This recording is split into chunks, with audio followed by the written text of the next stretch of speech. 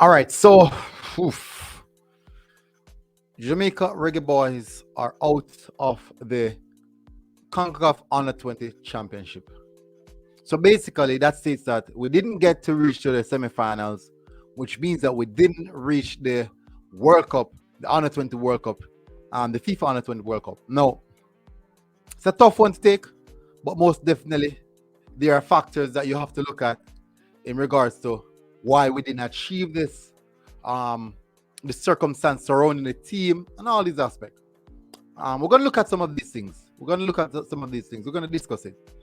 In the meantime, I want you guys to smash the like button and most definitely hit that subscribe button. All right.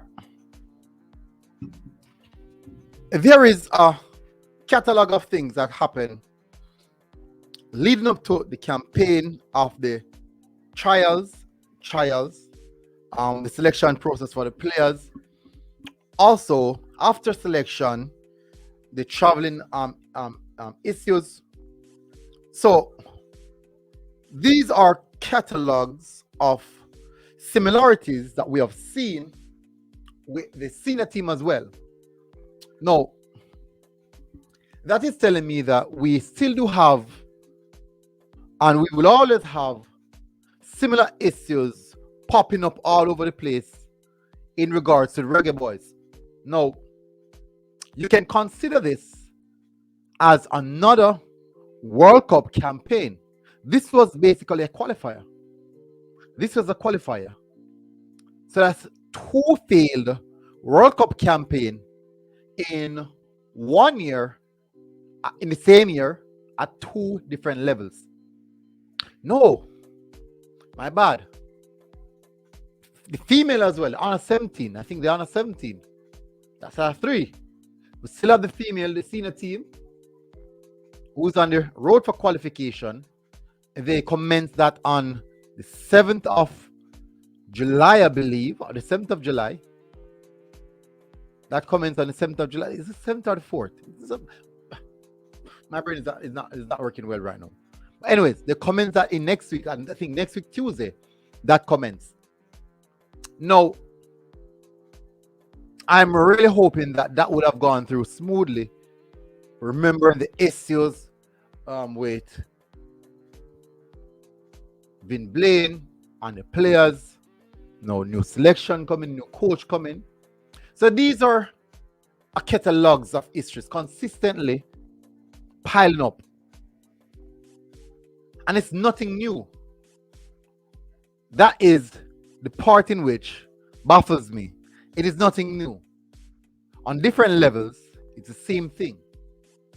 Same failure, same traveling issues, same players issues, same administrative issues, same coaching issues. Right across the whole administration of the Reggae Boys, Reggae Girls, and all of that. Now, I'm sitting here and looking, I'm thinking, and that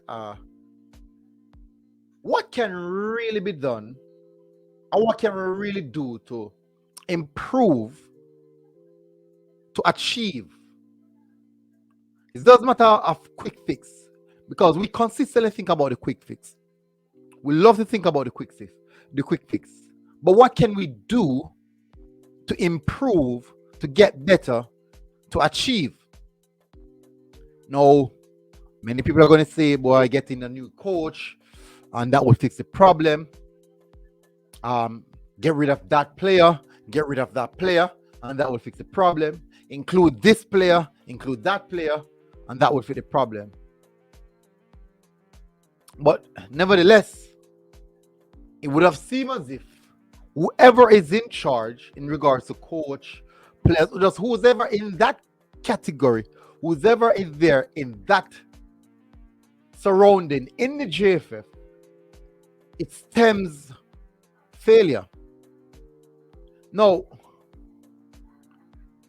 we have a serious failure issue.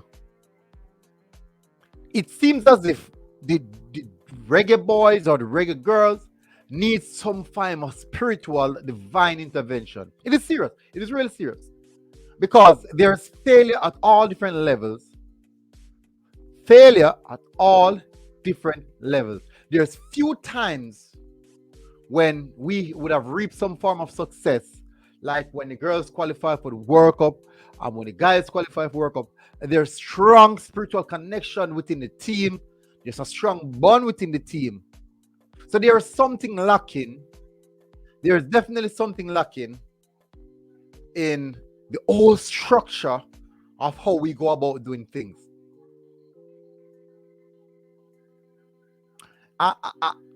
It's so difficult to pinpoint where the it is.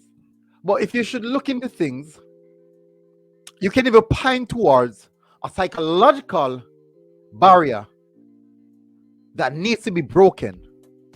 And once we break these barriers, I do think that we can be more successful.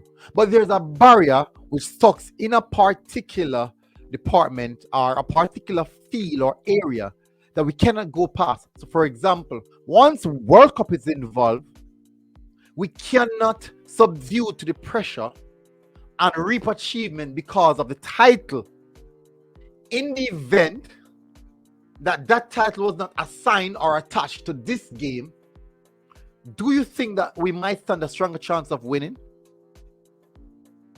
Do you think that the team in itself needs some form of psychological evaluation regards, not saying that the players are mad, but in regards to the barriers that these players need to pass? Is there a team psychologist who would evaluate these players, where the mindset is at, how focused they are, how important is the win for them, can they handle the pressure? No, let's put aside that. Is this JFF fostering that winning mentality to give the drive to the players? Because in any organization or in any institution, the success mentality comes from the top. That's just the truth. That the success, because they set the template of how you should operate. They set the template of how you should operate, which should have lead to general success.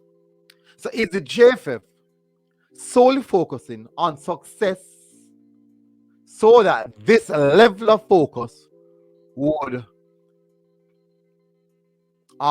descend on the players, descend on the coach, just descend over the team in general, so that we have that hunger for success? Yes, independently, the players have hunger for success. But is it stemming from the right place? Because you alone can want, the players alone can want success.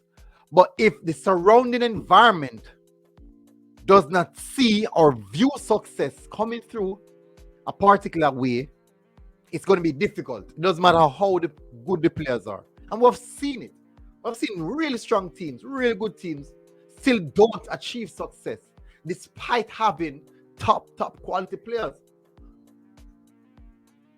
And that has to come from some psychological barrier which needs to be broken.